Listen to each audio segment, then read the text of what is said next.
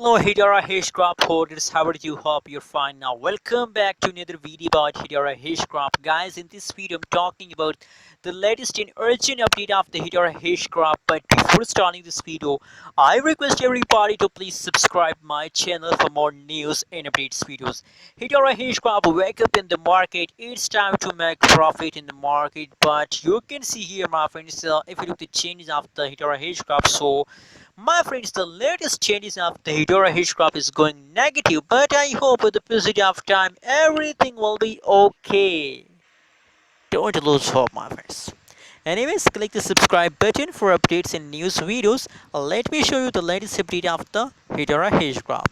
So guys, my friends, it's the latest last 1 hour, last 60-minute update of the Hedera Hashgraph is negative.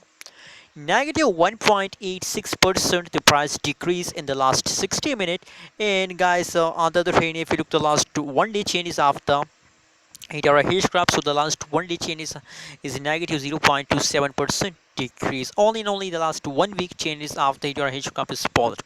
So guys, my friend, that's mean that if you look the average level changes, so last 1 week change is positive, that's mean that you are in a profit. And today is the 7th August.